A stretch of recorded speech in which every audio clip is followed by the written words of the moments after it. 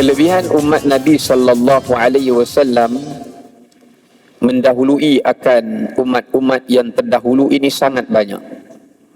Tetapi di antaranya bagi umat Nabi sallallahu alaihi wasallam, mereka memiliki dua syafaat yang teragung di hari akhirat.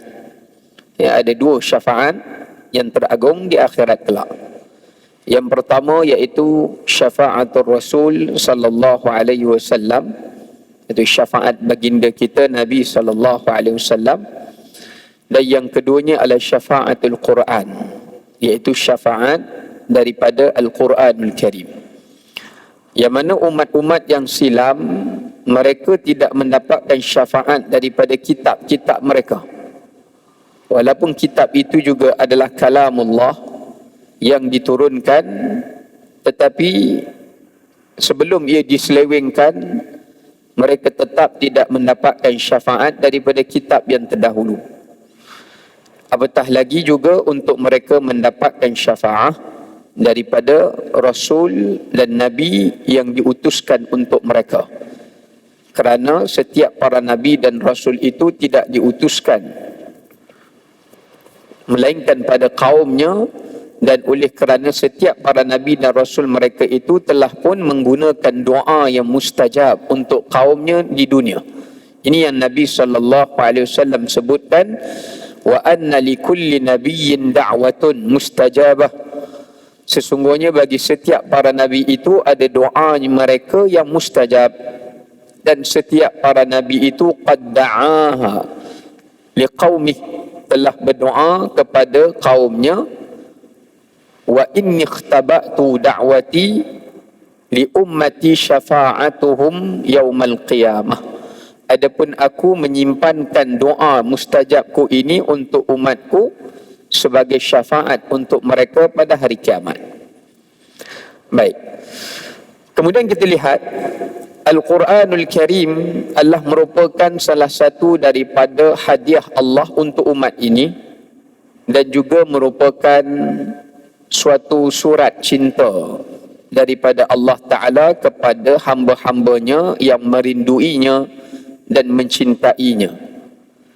Biasanya tuan-tuan, kalau kita duduk jauh-jauh dengan orang yang kita sayang, ini bukan cerita zaman sekarang, kita cerita zaman dulu. Kalau kita teringat dekat orang itu, biasanya kita akan buka balik surat yang dia pernah hantar kepada kita atau yang mereka kirimkan. Kemudian kita akan baca, dan kita tidak akan merasa puas dengan apa yang kita baca, kerana tanda ingatan dan kerinduan kita kepada orang yang kita cintai dan sayangi.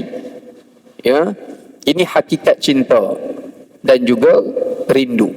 Sebab itu kata Uthman ibn Affan radhiyallahu an, Sayyidina Uthman, salah seorang sahabat Nabi yang cukup dikenali, beliau sebagai antara sahabat yang saat wafat atau meninggalnya ia dalam keadaan sedang baca Quran.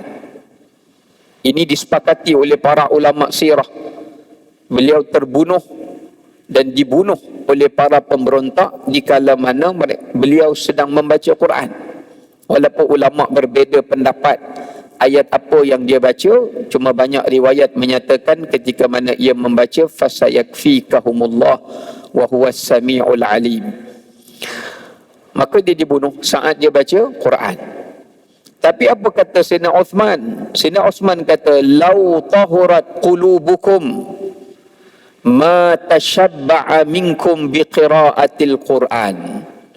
Kalaulah hati manusia ini bersih, dia tidak akan rasa puas bila dia baca Quran. Maknanya kalau kita baca Quran, kita duk fikir kat mana kita nak berhenti. Padahal baru mula. Dah fikir nak wakaf dah. Dah fikir nak berhenti baca. Tak nak meneruskan bacaan. Kalau menurut kepada Sayyidina Uthman, itu maknanya hati kita ini belum lagi cukup bersih atau dibersihkan dengan bacaan Al-Quran itu. Ya, sebab kalau orang yang memiliki hati yang bersih dan hati yang mempunyai keterhubungannya dengan Allah Subhanahu wa taala, ia akan sentiasa tidak akan merasa kenyang dan merasa puas dikala mana ia membaca Al-Quranul Karim. Ini kita kena letak benchmark di antara kita punya kualiti bacaan dengan para salafus salih yang terdahulu.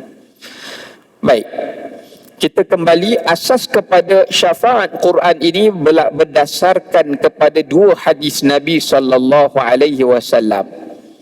Pertama, hadis baginda yang menyebutkan Iqra'ul Qur'ana fa innahu ya'ti yaumal qiyamati syafi'an li ashabih, dalam riwayat At-Tirmidzi.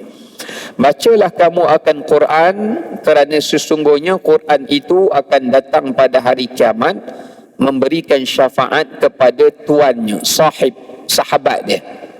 Tuan-tuan kena faham hadis ini dengan betul. Nabi kata bacalah Quran kerana Quran akan memberi syafaat kepada sahabat dia. Nabi tak kata ya'ti yaumal qiyamati syafi'an liqari'ih. Bukannya Quran bagi syafaat pada orang yang baca dia, tapi kepada orang yang menjadi teman dia.